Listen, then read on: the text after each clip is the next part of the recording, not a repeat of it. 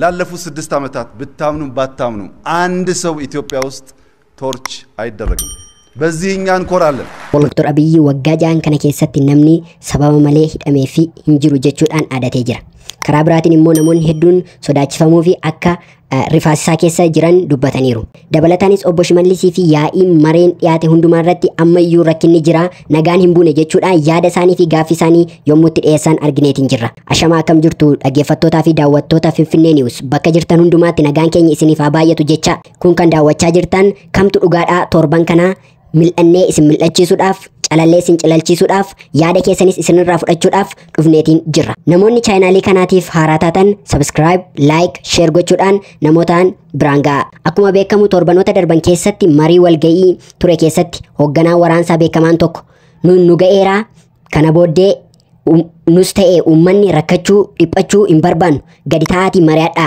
jechuudhaan dubbateera kun jechuun immoo haalli nageenyaa baay'ee ulfaataa fi rakkisaa keessa jiraachuusaa yommuu inni dubbatu argineerra osuma kun kanaan jiruuti paartiin badhaadhinaa sagantaa torban darban keessatti qopheesse keessatti Dr. Abiy Ahmed amantanis amanuu baattanis waggoota ja'an kana keessatti namni toorchi ta'e yookiin hidhame dararame tokkollee hin jiru kan yakkame hin jiru jechuudhaan yommuu inni dhaadatu argineetiin jirra haa ta'u malee sagantaan kun erga dhumeetii Dr. Abiy namoota barbaachisoo ta'an walitti qabuudhaan namoota deeggaraa abaa'oo ta'an hidhamuu fi dararamuun itti fufu jechuudhaan dubbataniiru jedhan oduun kunis maree sana booddee lootee kan baate yommuu ta'u namoota baay'ee fi miidiyaarra kan deemaa jiru ta'uunsaa mirkanaa'eera marree maal kana qofaadha dubbiin dhugaa fi sirriin kan ta'e sagantaa caa irratti sobaan dhugaa ba'uu qabdu jechuudhaan dargaggoota rakkisaa fi ajjeesuudhaaf itti xiyyeeffachaa akkasumas yoo isin diddan isin ajjeesna jechuudhaan yommuu isaan dubbatan dhaga'ameetiin jira. Ragaa dhugaa kaninne ragaa sobaan kaninne waan dhugaan silaa suunaaf qofa dursisni kun ammallee eega isin bira yaane nurra ga'e jechuudha eega makiinaa isinirra gabbu'ee makiinaa milishaatiin paatrooliin nu jala kaanii horii naan jedhanii milishaadhaan na horsiisanii jechuudha. Haasoo sana karaan Facebook irratti aboo maaliif sobdanii pirezidaantii keenyallee maa sobdanii gabaasa sobaatiin biyyi guddatu ni jirti jeetiin sheer godhe an sheer goonaan yeruma san bulchaan irra bilbilee ganama guu waajjira dhaqu na hidhan jechuudha bulchaan na haameeti sijjeeseetiin qaama nageenya aanaa biraatiin sijjeeseetiin shaneedhaatu hojjetaa keenya tokko nurraa ajjeesee jee iliillii kaayee si awwaalaa siiboo yaanaan jee jechuudha.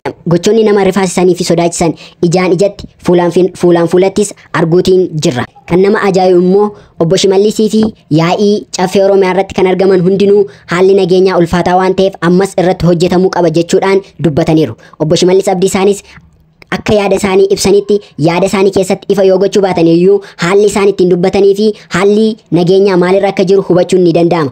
Ammayyuu nagaa waaraa fiduudhaaf hojjechuun akka qabamu yaada isaa keessatti yommuu inni dubbatuu fi yaa'ii maree sanarrattis warroonni argaman nagaan hin jiru nagaa fiduuf hojjetamuu qaba jechuudhaan irra deddeebi'anii yommuu dubbatan dhageenyeeti jirra. Egaa kamtu dhugaadha? Dr. Abiy nagaan jira namni hidhamuun rakkatu tokko hin jiru jechuudhaan dhageenyeerra. Obbo Shimallisii fi yaa'iin immoo lakki nagaan hin jiru jechuu yommuu isaan dubbatan yaada Dr. Abiy faallaa gochuun soba ta'uusaa yommuu isaan mirkaneessanitti arguutti jira. Garuu kan nama ajaa'ibu Jawaar Mohammad rakkinni kun hundinuu akka jiru barreessaa dubbachaa itti fufuunsaa akkuma beekamu ammas sagantaa caa irratti kan dhiyaate bulchaan bulchiinsaa aanaa Gooroo guutuu kan ta'e irratti yeroo Jawaar yaada isaa barreessu akkas jedhe namni kun waan addaa maal dubbate waan aadaa bilchiqinnaa malee jedhe. Maal kana qofaadha sadarkaa naannoo Oromiyaa walgaanii abbootii gadaa karrayyuu ajjeesuu murteessuuf erga rashananii booda shaneetu ajjeesu jechuudhaan himaa turaniiru. Battee urgeessaa kan osoo uummanni argu loltoonni mootummaa yommuu ajjeesanis shaneetu ajjeese jechuuf yaaluu isaanii dhageenyeerras dubbannee turrees. Kanaafuu bulchaan aanaa kunis tooftaadhuma hooggantoonni isaa olirraa argatee fi dhaga'ee barate isuma calaqqisiisaa hojjechaa jiraachuusaa argina malee maal nama ajaa'ibaa jechuudhaan yommuu inni yaada isaa barreessu argineetiin jirra. Egaa kamtu dhugaadha?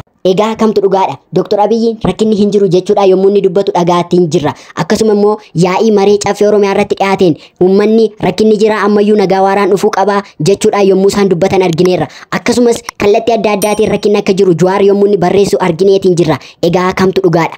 Yaada keessan koomentii jalatti nu barreessaa. Kun kan daawwachaa turtan kamtu dhugaadha torban kanaati. Nagaan.